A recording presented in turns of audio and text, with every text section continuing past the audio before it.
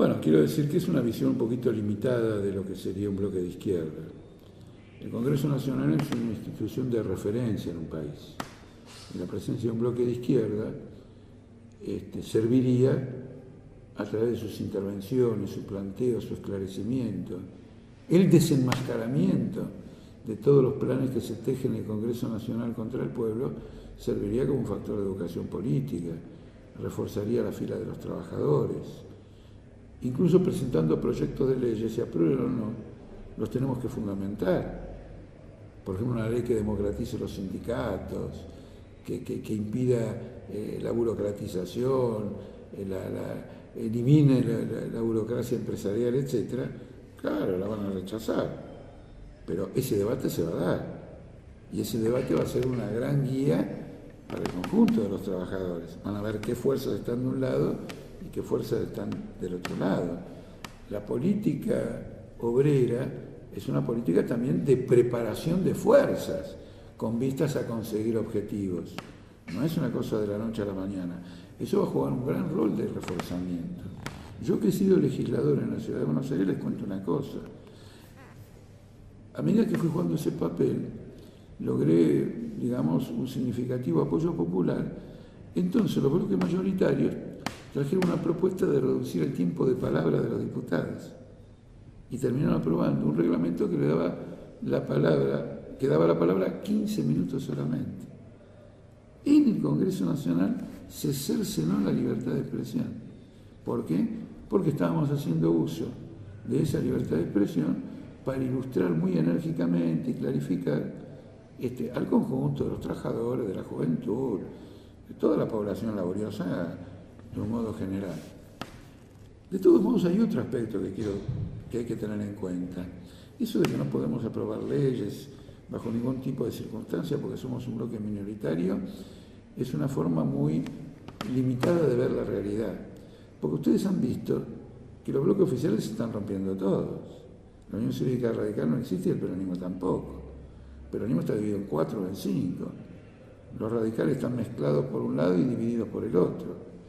Eso se va a reflejar también en el Congreso Nacional. No van a poder actuar como un grupo compacto. Y al no poder actuar como un grupo compacto, no van a tener la eficacia que siempre han tenido para impedir avanzar proyectos populares. Si nosotros aprovechamos que ellos están cada vez más divididos, porque no saben qué hacer frente a la crisis del país, y nosotros que venimos subiendo, porque ingresamos al Congreso Nacional, si juntamos eso con el hecho de que este bloque de la izquierda, cada vez que haya algo verdaderamente importante, va a movilizar a los trabajadores para conseguir eso que es importante, la presión popular, la división del adversario. Vamos a ver cuántas leyes o no va a conseguir el movimiento obrero y el bloque de izquierda, aún siendo minoritario.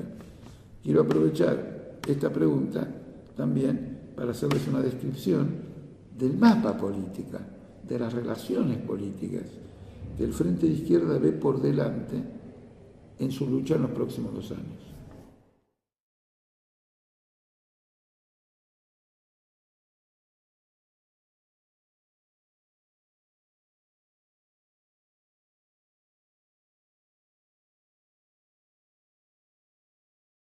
El Frente de Izquierda de los Trabajadores está compuesto por 3 partidos. Esos 3 partidos tienen sus estatutos. No conozco al detalle los estatutos de los otros partidos, me doy cuenta ahora, lo voy a leer con cuidado, porque yo tengo que estar informado de cómo son los estatutos. Pero hablemos de los estatutos del Partido Obrero. El estatuto del Partido Obrero obliga a hacer un congreso por año. Creo que vamos por el congreso número 24. Es un número respetable.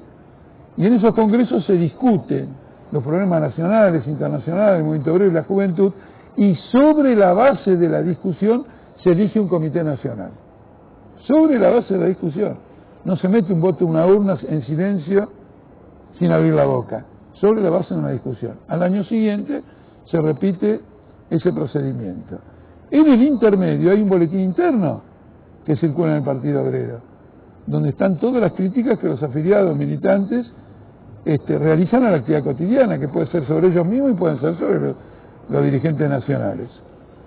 ¿Cómo nos financiamos? Nos financiamos con el aporte de los afiliados.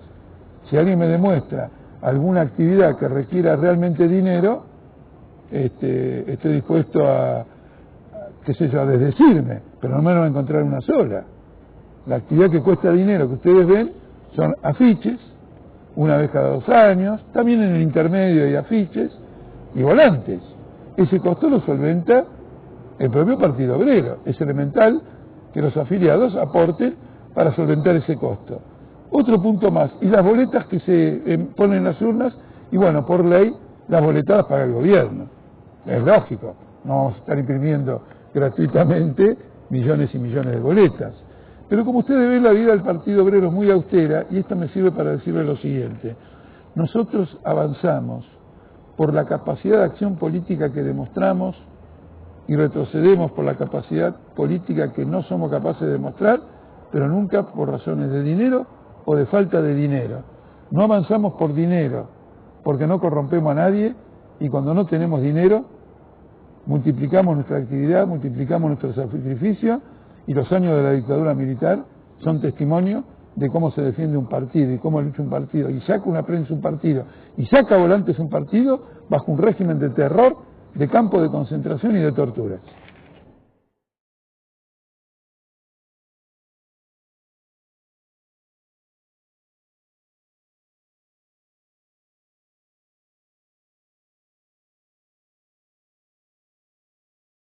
Acá hay una pregunta interesante que dice así: ¿por qué no se unen todos los partidos de izquierda seria?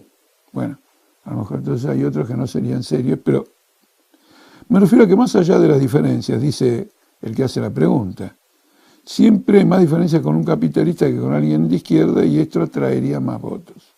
Por ejemplo, si la izquierda, las elecciones pasadas y las dos juntas, hubieran sacado el 16% de los votos acá, ¿qué impide unirse? Saludos. Quiero dejar en claro que hace unos años se hizo un seminario de la izquierda en el que nosotros sostuvimos una posición muy favorable a la unidad de la izquierda, incluso con diferencias, y todo un sector dijo que no, que la diferencia era la siguiente. Por ejemplo, el MST, otros agrupamientos, que la diferencia era la siguiente: la izquierda tenía que buscar un frente plural con partidos que no fueran de izquierda. Esa fue la divergencia. Y es una divergencia singular, porque la diferencia tiene que ver sobre si nos unimos o no nos unimos. No es que no nos unimos porque tenemos una divergencia. No nos unimos porque hay un sector que dice que no nos tenemos que unir. Y bueno, si hay un sector que dice que no nos tenemos que unir, no nos podemos unir. Por ejemplo, el caso del MST, que por eso lanzó la teoría del frente cultural plural, se fue con Pino Solanas y con otros agrupamientos medios extraños, y en contraposición a esa orientación nosotros defendimos la autonomía política de la izquierda. Entonces ahora no se trata de sumar cómo hubiera pasado si todos hubiéramos juntos, sino que lo que hay que hacer es verificar lo siguiente: el Frente de Izquierda en defensa de un plan autónomo sacó 1 millón de votos, y el MST u otros agrupamientos, en función de este Frente Plural, terminó solitario absoluto. Se rompió ese frente, Pino Solano se fue a la derecha, hizo un pacto con Prat Gay, es decir, fracasó una estrategia política. Cuando ocurre una cosa de este tipo, el que fracasó tiene que reflexionar. Es decir, fracasé, creí que si me unía con sectores a la derecha mía, desarrollaba una potencia superior, me equivoqué. Los que se unieron al margen de la derecha por completo y formularon un planteamiento autónomo, llegaron al 1 millón de votos y hoy se están desarrollando como una alternativa política, y a partir de ahí, naturalmente, que con un balance de este tipo, nosotros les abrimos los brazos y de ninguna manera nos opondríamos. Quiero introducir aquí otra pregunta: ¿por qué no hace una alianza con Zamora? Y la respuesta es más o menos la misma. Nosotros en enero le propusimos a Zamora, no que se integre al Frente de Izquierda, que a lo mejor era pedirle mucho, menos que eso, que hiciera un frente con el Frente de Izquierda. Y ustedes miren la magnitud de la concesión: un frente de partidos estructurados en casi todo el país que va a una persona y lo eleva a la categoría de que haga un frente con un frente. para que no hubiera, digamos, ninguna idea de que podía haber una mezquindad de nuestra parte. Y sin dar mayores argumentos dijo que no. Luego, con los resultados de las PASO, que lo colocaron muy abajo en la cantidad de votos, y a nosotros a la cabeza de esa cantidad de los números de votos, le volvimos a presentar una propuesta. Ya no podíamos hacer un frente igual porque las PASO consagraron las listas y ya eso no se puede modificar, pero le propusimos que encabezara la lista de legisladores en la ciudad. Y por lo tanto casi le estábamos diciendo, sos legislador, encabezando la lista del Frente de Izquierda en la ciudad, y yo estaría encabezando la de diputado en la ciudad, como legislador, se necesita un porcentaje bastante menor. Y también dijo que no. Por lo tanto, la respuesta a la inquietud del que hace la pregunta es muy clara. Nosotros nos comportamos como él hubiera querido, como este que hace la pregunta hubiera querido que nos comportáramos, y dijeron que no. Y entonces ahora Zamora está solo, más solo que antes, no tiene ninguna perspectiva, y nosotros, si pudiéramos avanzar apenas un poco más en la cantidad de votos, llegaríamos a consagrar 6 diputados en un conjunto de provincias y distritos.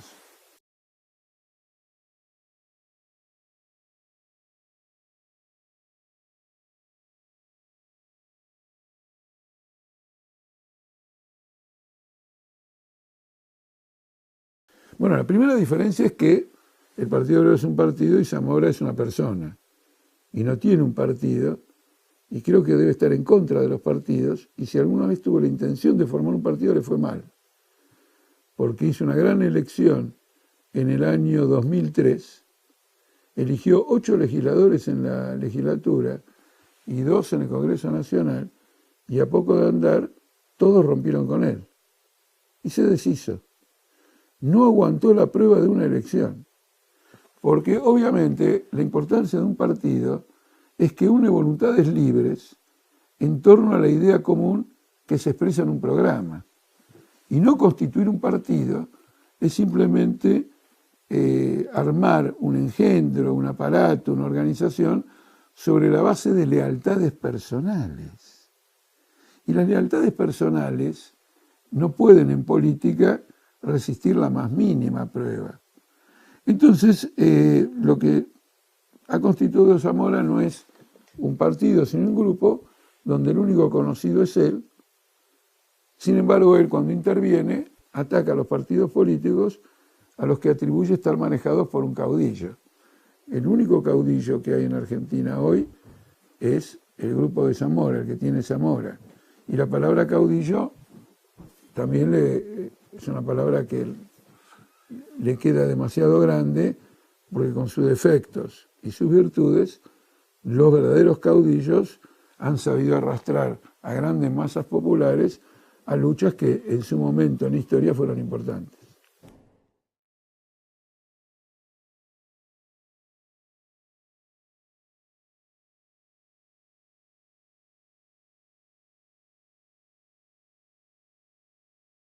Bueno, así presentada está bien, es una pregunta respetuosa y todo lo demás. Quiero decir lo siguiente, no se trata de un brindis con Chiche Helblum. En la mesa de redacción de Radio Mitre, cuando estaba Chiche Helblum, que había muchos periodistas. Y Chiche Helblum, que había hecho una campaña de que no íbamos a pasar las PASO de 2011, me hizo una apuesta, que luego me invitó a hacer el balance de que sí pasamos las PASO en aquel día. Y lo que brindamos fue con toda una mesa de periodistas, 7 periodistas, 4 de los cuales habían votado con el Frente de Izquierda. Cuando uno se mueve en un estado tan podrido como este, que defiende grandes intereses económicos, que entrega los medios a grupos económicos, sectores capitalistas, periodistas con pasado dudoso, enfrenta estas mesas. 7 periodistas, 1 Helblum, 4 que votaron con el Frente de Izquierda, y yo jamás le voy a faltar el respeto a los trabajadores del periodismo. El Partido Obrero tiene una lista, apoya una lista multicolor en el gremio periodístico, organiza a los periodistas con sus patronales, y cuando va a las redacciones o a las radios en función de entrevista, tengo una actitud muy respetuosa con ese laburante llamado trabajador de prensa o periodista. Si en el medio hay un Chiche Heblu, que lo saquen los que lo pusieron. Yo defiendo y saludo a los que viven de su trabajo.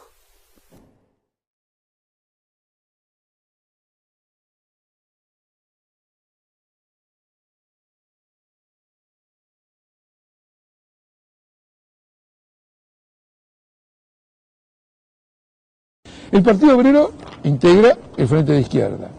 Ahora, en el caso concreto de Salta, en la elección local, como los otros partidos del Frente de Izquierda no existen, y el Partido Obrero tiene una larguísima trayectoria en la provincia, se trata de los resultados del Partido Obrero en la provincia de Salta. Son resultados extraordinarios, son muy importantes, cuantitativamente pero cualitativamente. Y rápidamente voy a explicar por qué. Hemos crecido respecto a las PASO nacionales, que fueron el 11 de agosto un 30%, es decir, es un salto muy fuerte. Hemos salido primeros en la capital, no segundo como lo dicen los diarios. Para que el peronismo de Salta nos supere a nosotros, tienen que sumar entre sí las 12 colectoras. El que más sacó del peronismo está muy por debajo de Claudio del Pla, que encabeza la lista del Partido Obrero en Salta. Y estos votos de las 12 colectoras no se deben sumar, porque son colectoras del candidato a senador. Llevan un candidato a senador, o creo que dos, y son colectoras de esos dos. Pero no suman entre ellas. No es lo que va a sacar el justicialismo cuando se hagan las definitivas provinciales el 9 de noviembre en Salta.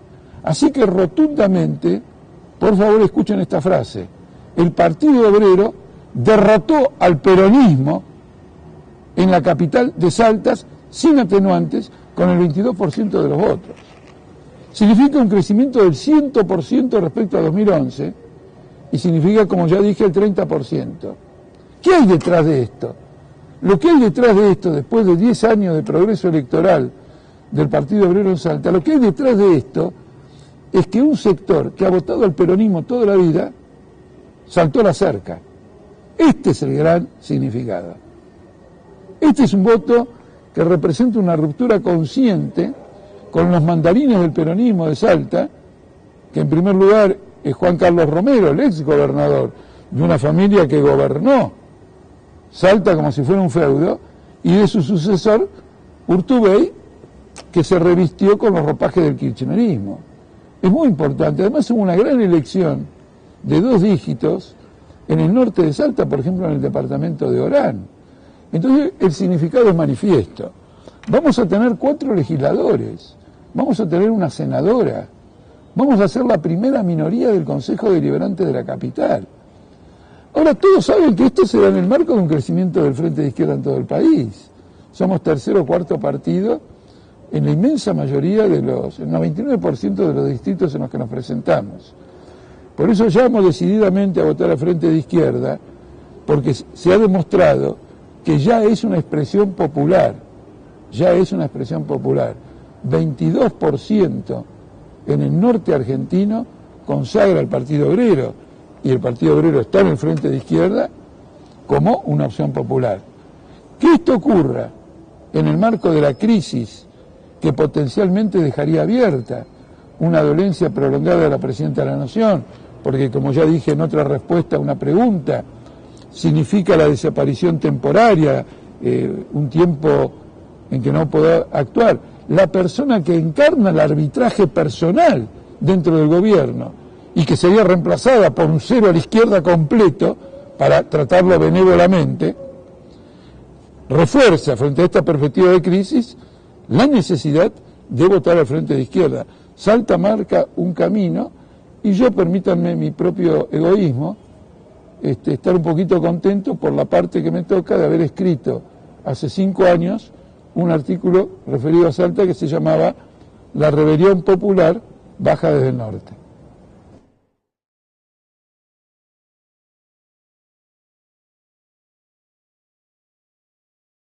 Bueno, naturalmente el siguiente aspecto que se pregunta es ir más allá de la descripción y dar una explicación, una caracterización política.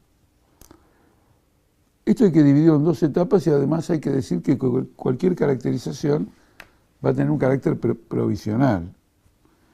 En primer lugar es claro lo siguiente, en el curso del desarrollo político que ha tenido en la última década Salta, el Partido Obrero fue desplazando sucesivamente a todo el resto de los partidos como opositores al gobierno. Y en un momento determinado fuimos la principal oposición al gobierno.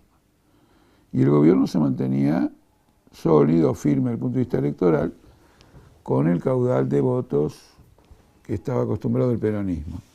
Lo que caracterizan estas 4 elecciones es que salta hacia el campo del Partido Obrero en sucesivas cuotas, en 4 cuotas, el electorado peronista. Probablemente la mitad del electorado peronista, pero si queremos ser más modestos, digamos 35 o 40%, se vino enteramente hacia el Partido Obrero. Acá hay un detalle que va a alargar un poquito la respuesta, pero que lo quiero señalar, porque me han preguntado cómo es ese electorado peronista. Y como yo he trabajado mucho en Salta políticamente, el electorado peronista que nos vota está dividido en dos sectores, que son reconocibles y es muy comprensible y es muy claro todo. Los adultos y los jóvenes. En los jóvenes, el pasaje al Partido Obrero es el punto de partida de un nuevo pensamiento político. Para decirlo con el lenguaje de la calle, una nueva ideología. En los adultos, el razonamiento es que votando por el Partido Obrero votan como auténticos peronistas que son. Porque ni Urtubey, ni los Kirchner, ni Romero, nadie es peronista. Los únicos peronistas son ellos, los adultos, que de ese modo expresan el nivel de adhesión a un movimiento que en su momento los despertó a la vida política. Los entusiasmó y ancló en su subconsciente, no solo en su pensamiento o en su actitud. Esto entonces me hace acordar a cuando Perón decía que la mayor parte de los que votaban al peronismo en el año 46 eran los radicales. Claro, estaban los adultos radicales y los jóvenes radicales. Los jóvenes radicales hicieron peronistas y los adultos radicales votaban al peronismo porque eran los verdaderos radicales. ¿Está claro o no?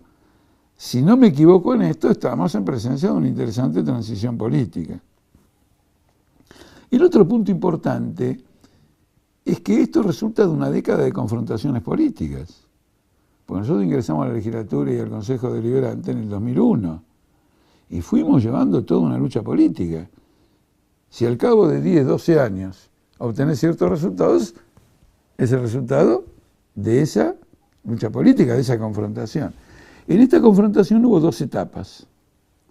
La primera etapa, el gobernador era Romero, menemista, o que venía del menemismo, de la derecha, un clan, etc. A partir de 2006 hay un cambio, viene Urtubey. Y Urtubey viene en nombre del kirchnerismo nacional y popular, progresista, pli, pli, pli, pli. Y cuando él viene retrocedemos electoralmente. Y ahí viene otra lucha, la delimitación del kirchnerismo, que el Partido Obrero ya estaba realizando a escala nacional desde el 2003, pero que se encarnó en Salta a partir de la suba de Urtubey. Y bueno, como ocurrió a nivel nacional, esa confrontación política tuvo el mismo carácter. Son representantes de la burguesía nacional, son representantes de esto, son representantes de lo otro, de los monopolios azucareros, de los monopolios petroleros, de los ojeros, bla, bla, bla, y era una confrontación cotidiana. Como todo esto ha terminado en una crisis, es claro entonces que el ascenso nuestro es el derrumbe de ellos, y el derrumbe de ellos se manifiesta en un gran fraccionamiento. Por ejemplo, en la lista justicialista misma, no ya el hecho de que Urtubey, Romero, Olmedo son todos del mismo tronco de alguna manera y van separados, sino que en la propia lista del PJ, los candidatos a concejales responden a una fracción contraria al candidato a diputado. Y entonces mutuamente se buscaban mover el piso. Y lo mismo pasaba con el candidato a senador. Ahora uno dice, bueno, entonces ustedes crecieron porque los demás... Bueno, pero así son los procesos políticos de cambio. Los procesos políticos de cambio consisten en que uno se cohesiona ante una crisis y el otro se fragmenta. Ahora, el otro se fragmenta no porque te tira una onda positiva para que vos subas. El otro se fragmenta porque no puede responder al proceso de la crisis. Y vos te consolidás porque justamente fuiste previendo y preparando la conducta política frente a esa crisis. Esto es fundamental.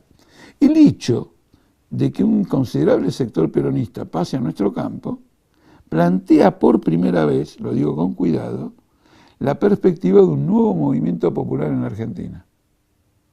El peronismo no existe más, es una etiqueta, los obreros peronistas dicen no existe más, te imaginas Massa de la UCD, Scioli que era menemista, ¿no?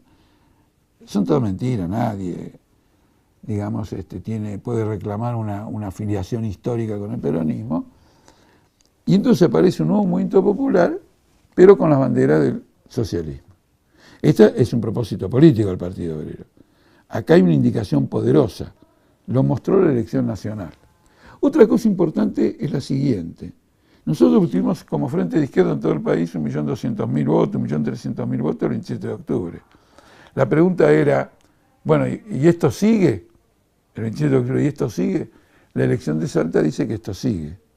Y también lo indican la totalidad de las elecciones de centros de estudiantes y universidades en la provincia de Buenos Aires después del 27 de octubre, que hemos ganado casi todas. Este es otro aspecto político importante de este proceso. Después está la crisis social. Hay una crisis social aguda en la ciudad, en la lucha por los crecientes impuestos del intendente y el remate de tierras fiscales en beneficio de los especuladores inmobiliarios. Ahí hemos chocado mucho. Y hay verdaderas movilizaciones. Ahora este Consejo tiene que tomar decisiones sobre este tema, porque está en el candelero ahora, no está ya resuelto. Nosotros vamos a plantear la derogación de los impuestos y vamos a plantear que las tierras fiscales sean entregadas para la construcción de viviendas accesibles a los trabajadores desde el punto de vista económico. Entonces hay toda una confrontación social.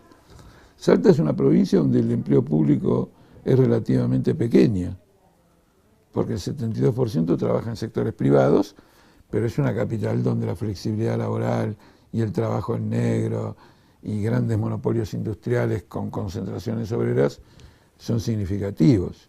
En una escuelita que está instalada dentro del ingenio, que tiene 4 mesas electorales, ganamos las 4. Y eso es en Orán, no en la capital. Esto es muy importante. ¿Qué más puedo decir? Bueno, algo importante. Destruimos, aunque prefiero la palabra más suave de hemos refutado el discurso extorsivo del kirchnerismo de que quien no los apoyaba a ellos era funcionario a la derecha. Finito, mis queridos compañeros kirchneristas. Hemos llevado una lucha consecuente contra el gobierno kirchnerista de Salta, el pueblo se fue a la izquierda y el kirchnerismo y la derecha retroceden. Ahora, el kirchnerismo puro, con el kirchnerismo de Urtubey y Romero, están negociando un bloque para elegir el presidente en el Consejo Deliberante y sacarlo a nosotros. En este caso, los dos kirchneristas, los de Urtubey y los del Partido para la Victoria, no es que sean funcionales a la derecha, son forros de la derecha. Eso no es cuento, esto no lo leí, esto pasó el domingo en Salta y está pasando en este mismo momento. Las consecuencias es que sale muy reforzada la perspectiva política de todo el Frente de Izquierda. En particular, con referencia a la autoridad y al respaldo para el trabajo en los sindicatos, para ganar nuevas comisiones internas, cuerpos delegados, crear comisiones internas y cuerpos delegados donde no los hay, y pelearle a la burocracia la dirección de los sindicatos, ¿no es cierto?, la expulsión de la burocracia sindical. Este es el objetivo estratégico prioritario, porque si no ampliamos el campo de intervención del Frente de Izquierda y del movimiento obrero, del Frente de Izquierda y del Partido Obrero en el movimiento obrero, y bueno, carecemos del combustible, el tanque se queda sin combustible para un crecimiento profundo ulterior. Ahora, esto va a ser inevitable.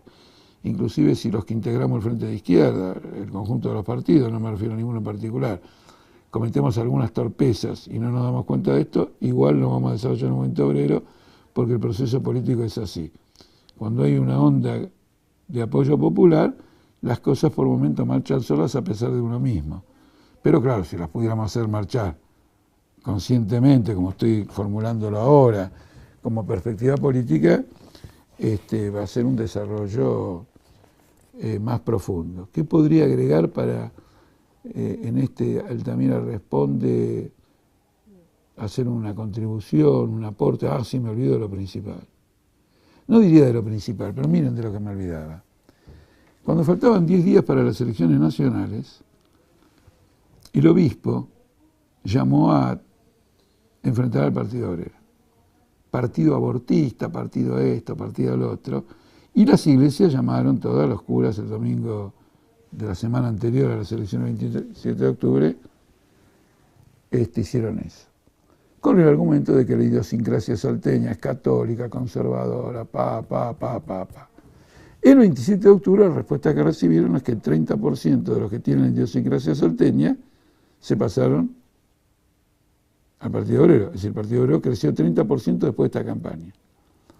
Cuando yo ya pensaba que no iba a ocurrir esta campaña en las 2 semanas que fueron de las nacionales a las provinciales, porque habían fracasado, no, los tipos redoblaron. Y la actuación extremadamente destacada, muy destacada, de nuestra compañera Gabriela Serrano, marcó un hito importante de la campaña. Bueno, esta campaña clerical tomó una virulencia extraordinaria. Por ejemplo, se extraía de su contexto algunas frases, inclusive se adulteraban palabras.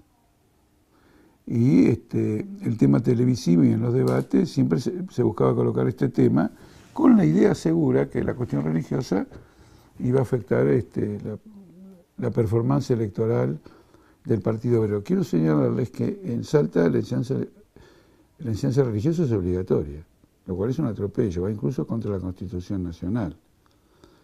Pero hay algo más grave, aunque ustedes no lo crean. A la mañana hay que rezar antes de empezar las clases. Y todas las aulas tienen crucifijos.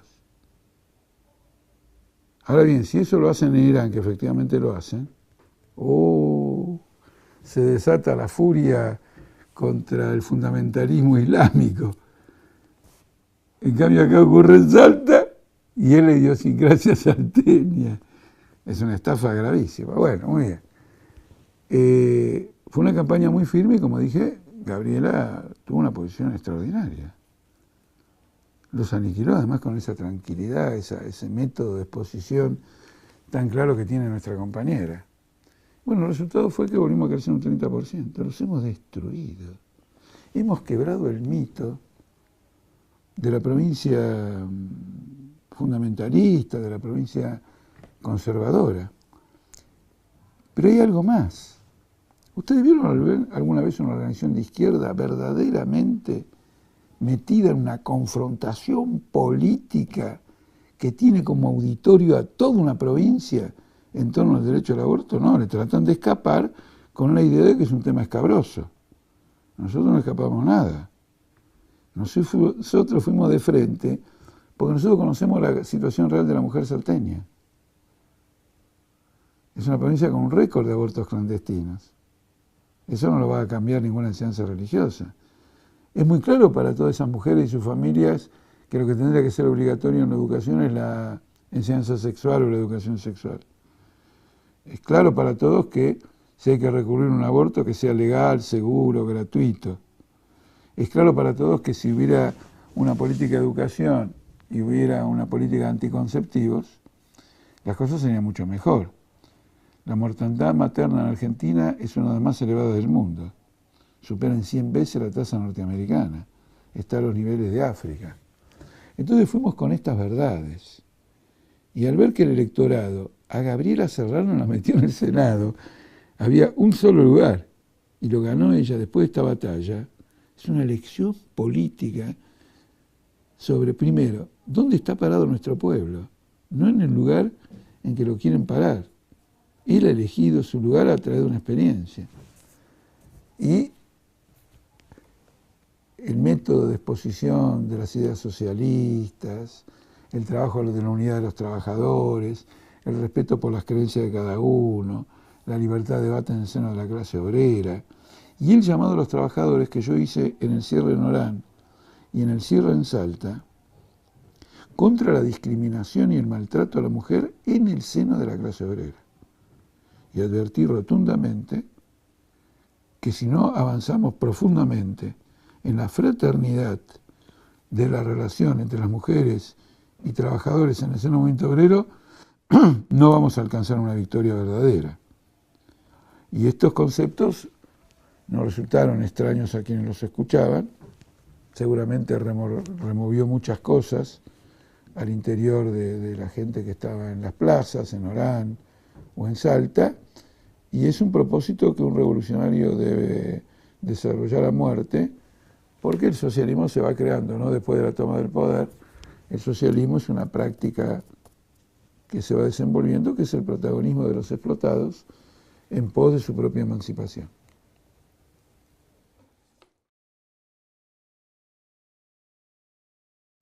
La descripción de los resultados de las elecciones de Salta son impactantes. En primer lugar, que hay que saber que hubo 4 elecciones entre agosto y noviembre. Es decir, que hubo una elección por mes. Porque hubo 2 pasos, una a la nacional y la otra a la provincial. Y después la general nacional y la general provincial. Entonces, lo más interesante de esto es que de elección en elección, en la capital íbamos aumentando el 30%. Sacamos una cantidad, el 30% más que en 2011, un mes después un 30% más que el mes anterior, después otro... Una cosa increíble. No creo, ni siquiera en la crisis de la República de Weimar, que un partido creciera a razón del 30% por mes. Con lo cual el resultado final, que es el 30% de los votos de la capital, creo que en la categoría de concejales a 14 puntos de ventaja del justicialismo, es una goleada fenomenal. Con relación a 2011, el crecimiento es del 200%. La consecuencia de estos votos es que elegimos 9 concejales sobre un consejo que tiene 21. Elegimos entre 4 y 5 legisladores. Depende de 25 votos. Se está discutiendo en este momento que están haciendo el escrutinio definitivo. Habría una diferencia de 25 votos que determinaría quién se queda con el 5.º lugar, pero nosotros vamos a tener 4 o 5 y el que viene atrás tendrá 2 o 3. Y luego, la única senadora que se elegía, porque en Salta está dividido en departamentos y con independencia del caudal del padrón, se elige siempre uno. Como ustedes ven, es un régimen político tremendamente conservador, porque el 45% del electorado de la provincia que está en la capital elige uno, y un distrito, digamos, Irigoyen, ¿no es cierto?, que tiene el 1%, elige también uno. Entonces, si tenés un aparato que domina los pequeños pueblos, tenés una perfecta mayoría en el Senado, incluso habiendo perdido las elecciones. Podés perder por muerte, pero si tenés unos 15 lugares pequeños, podés mantener esa mayoría. Con lo cual el resultado electoral es impresionante desde cualquier ángulo que se lo mire. De todos modos, el resultado también es impactante en el interior. Porque en el interior creo que obtenemos entre 8, no me acuerdo bien, entre 8 y 10 concejales que son del interior, 2 en Orán, 2 en Moscón y 1 en Tartagal, en Metán, en San Lorenzo, en todos los lugares. De todo esto emerge un cuadro de parlamentarios del Partido Obrero extremadamente numeroso. Y esto es significativo porque va a poner de manifiesto la calidad de esos representantes como cuadros socialistas.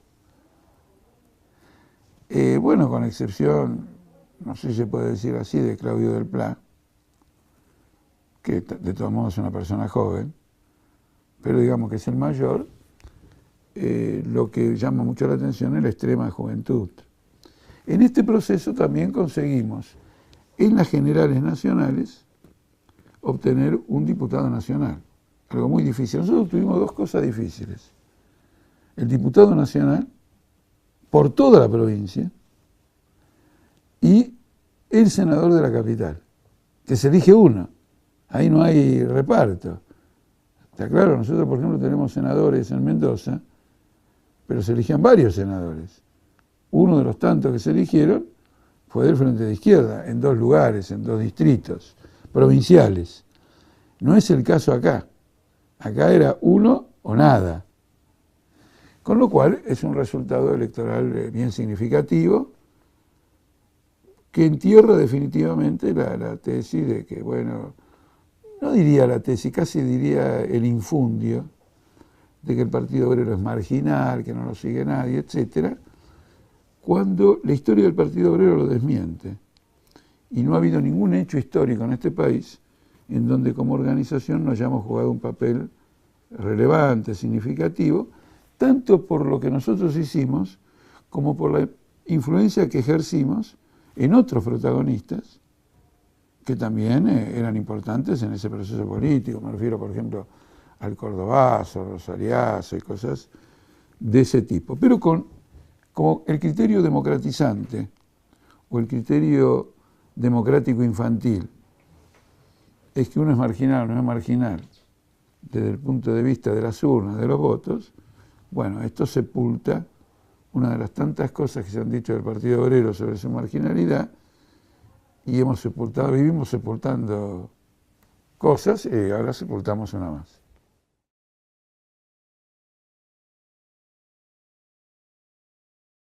Este tema me permite volver un poquito a Salta porque ilustra toda la situación. Lo que caracteriza el momento actual es una extraordinaria fragmentación del oficialismo y una extraordinaria fragmentación de la oposición. De manera que a la hora de hacer un balance de las elecciones, todo depende de qué sumás. Porque si la oposición pretende sumar todo, y bueno, me refiero a la oposición tradicional, está sumando coaliciones que no van a tener lugar. Y si el gobierno quiere sumar todo, también. La fragmentación del gobierno después, por ejemplo, de las últimas elecciones ha continuado. Hubo intendentes que estaban con el gobierno, después que vieron los resultados, digamos, se han ido y se quieren colgar de lo que entienden que podría ser la alternativa triunfadora más adelante. Y de cualquier manera, por ejemplo, Massa no deja de ser una expresión local. ¿Cuál es la importancia de esto? Cuando analizamos la situación de Salta, tomamos una expresión que dio Urtubey, que decía que la provincia estaba polarizada entre el Partido Obrero y el PJ. Y la frase sonaba linda, porque es muy gratificante que te digan que el país está polarizado entre el Partido Obrero, en este caso la provincia, entre el Partido Obrero y el PJ. Pero en realidad era una caracterización falsa. A Urtubey le convenía decir eso, o le interesaba decir que estaba polarizado entre el Partido Obrero y el PJ, como un mensaje a los disidentes de él y a las otras fracciones políticas de que se sumen a Urtubey, porque de lo contrario va a ganar el Partido Obrero. Pero lo real es que no está polarizado, están divididos. Ellos no tienen un polo. Y aunque nosotros sí tenemos un polo, digamos, es un polito, lo cual ya es mucho más que no ser un polo. Un polito en el sentido siguiente, estamos construyendo ese polo, pero estamos en la primera fase o en la segunda. Todavía tiene que haber una acumulación mayor de fuerzas, todavía tiene que haber una cristalización organizativa. Miren qué interesante que es este análisis. ¿Y qué va a pasar ahora en Salta? Va a seguir la división, aunque se junten para elegir al presidente del Consejo, que inclusive vamos a ver si se juntan. Porque inmediatamente que digan que van a votar un presidente del Consejo en un rejunte, en una operación entre ellos, va a haber una indignación fenomenal, van a perder, aunque no haya elecciones, otro 30% de los votos, ¿me explico? Si nosotros vamos a crecer otro 30%. Y eso puede paralizarlos. ¿Qué es lo que podría resolver esta división? Que a nivel nacional haya un liderazgo. Y acá voy a la pregunta. No hay liderazgo a nivel nacional.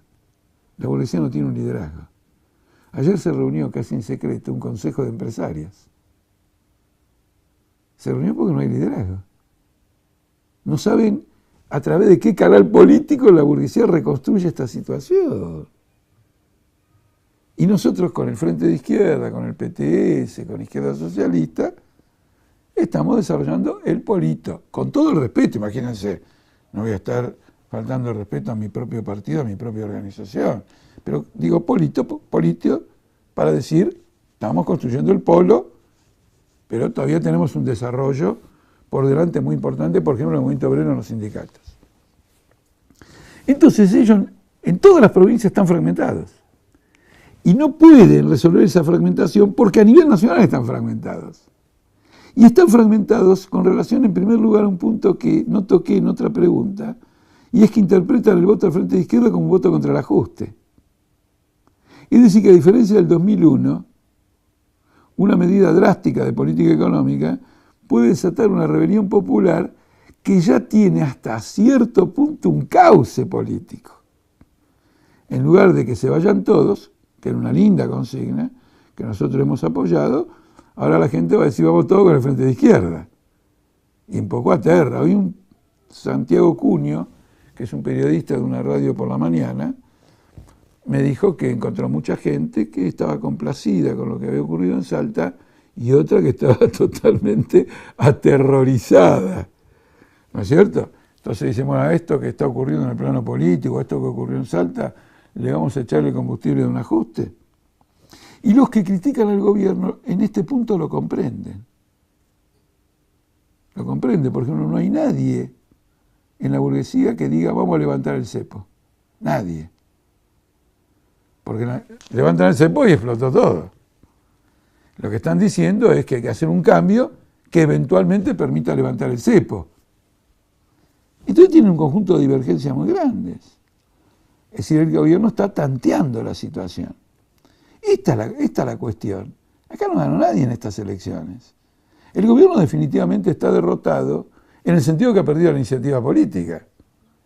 Pero no es cierto que en la oposición se haya gestado un polo capaz de reestructurar fuerzas y presentar un programa. Y la manifestación, en cierto modo curiosa y en cierto modo torpe de esto, es que viven en un mundo de fantasía, dicen lo siguiente: esto lo tenemos que resolver en internas en el 2015. Si van a esperar a la construcción de un liderazgo en el 2015, están en el horno. Y probablemente no les quede más remedio que hacer eso, por la dificultad de armar un liderazgo ahora. Pero esto debe ser comprendido porque estamos en una transición en que la burguesía está extremadamente confundida. Inclusive está extremadamente confundida porque algunas medidas que estaba acostumbrada a tomar en otras circunstancias históricas más o menos funcionaban. Pero en este momento, con la crisis mundial, no van a funcionar.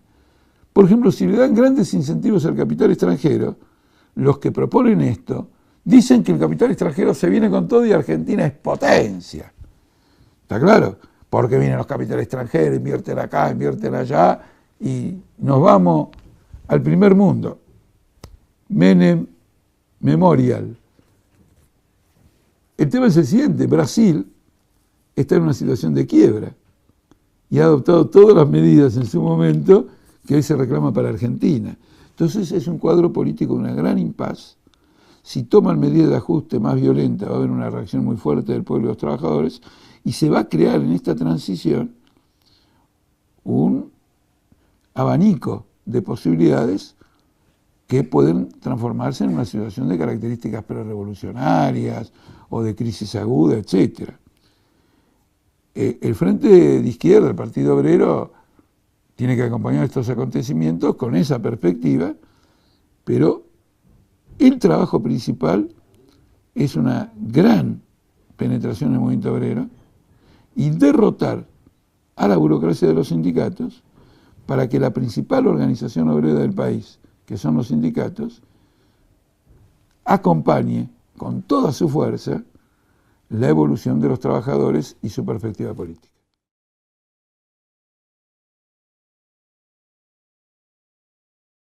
De la juventud, de toda la población laboriosa de un modo general. De todos modos, hay otro aspecto que hay que tener en cuenta. Eso de que no podemos aprobar leyes bajo ningún tipo de circunstancia porque somos un bloque minoritario es una forma muy limitada de ver la realidad. Porque ustedes han visto que los bloques oficiales se están rompiendo todos. La Unión Cívica Radical no existe y el peronismo tampoco. El peronismo está dividido en 4 o en 5. Los radicales están mezclados por un lado y divididos por el otro. Eso se va a reflejar también en el Congreso Nacional. No van a poder actuar como un grupo compacto. Y al no poder actuar como un grupo compacto, no van a tener la eficacia que siempre han tenido para impedir avanzar proyectos populares. Si nosotros aprovechamos que ellos están cada vez más divididos, porque no saben qué hacer frente a la crisis del país, y nosotros que venimos subiendo, porque ingresamos al Congreso Nacional, si juntamos eso con el hecho de que este bloque de la izquierda, cada vez que haya algo verdaderamente importante, va a movilizar a los trabajadores para conseguir eso que es importante, la presión popular, la división del adversario. Vamos a ver cuántas leyes o no va a conseguir el movimiento obrero y el bloque de izquierda, aún siendo minoritario.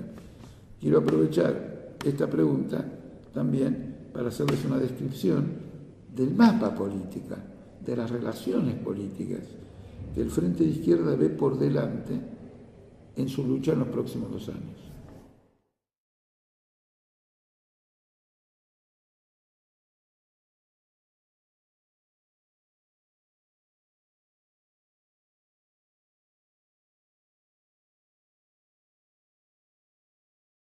El Frente de Izquierda de los Trabajadores está compuesto por 3 partidos.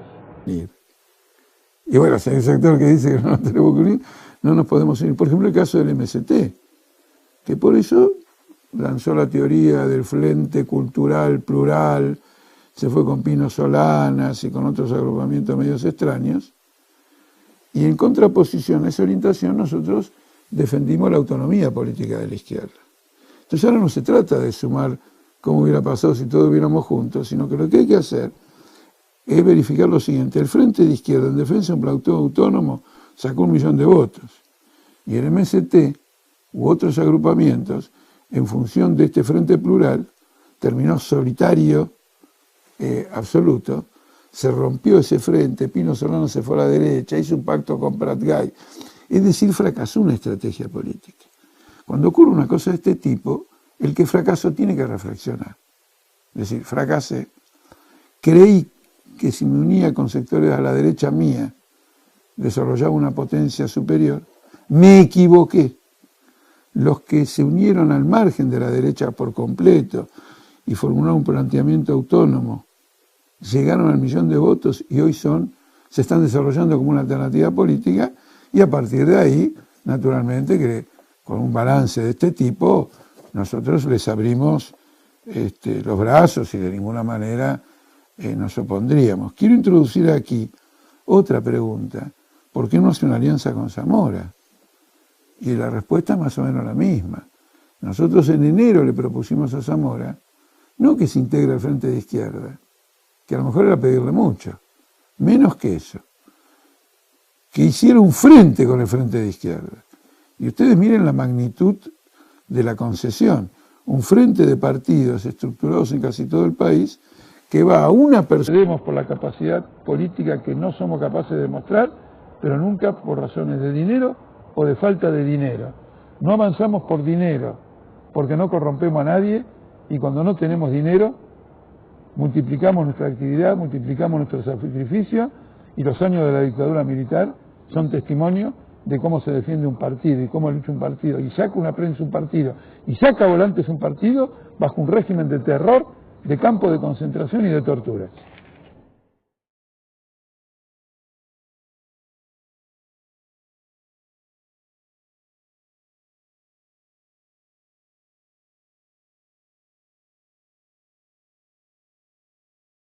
Acá hay una pregunta interesante que dice así: ¿por qué no se unen todos los partidos de izquierda seria?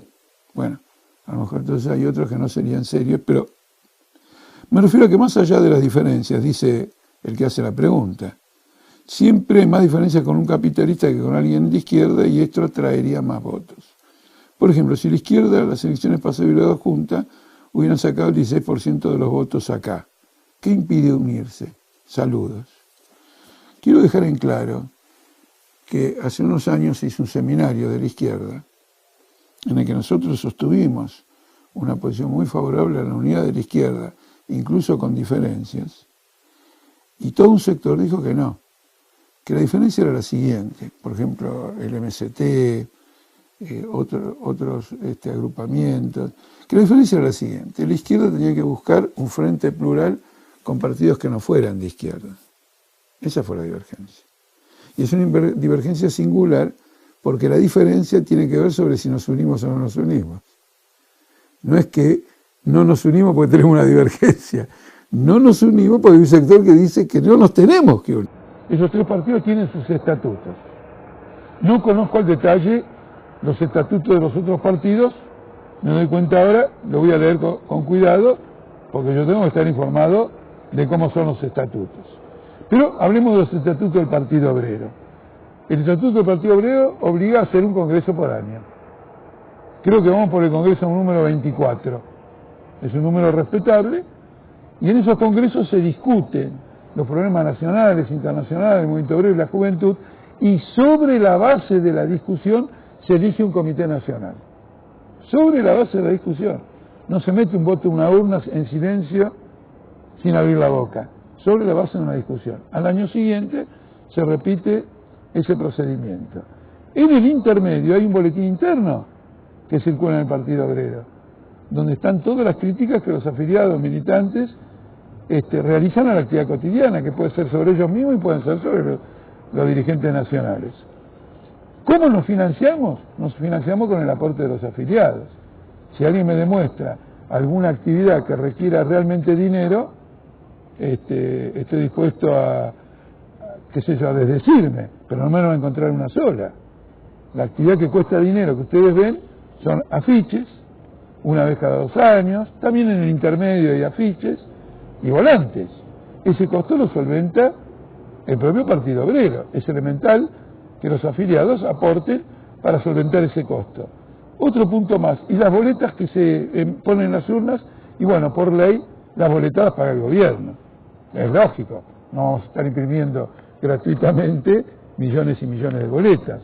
Pero como ustedes ven, la vida del Partido Obrero es muy austera, y esto me sirve para decirles lo siguiente. Nosotros avanzamos por la capacidad de acción política que demostramos y retrocedemos.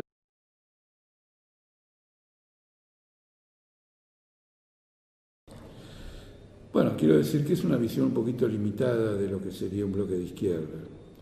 El Congreso Nacional es una institución de referencia en un país. Y la presencia de un bloque de izquierda serviría, a través de sus intervenciones, su planteo, su esclarecimiento, el desenmascaramiento de todos los planes que se tejen en el Congreso Nacional contra el pueblo, serviría como un factor de educación política, reforzaría la fila de los trabajadores.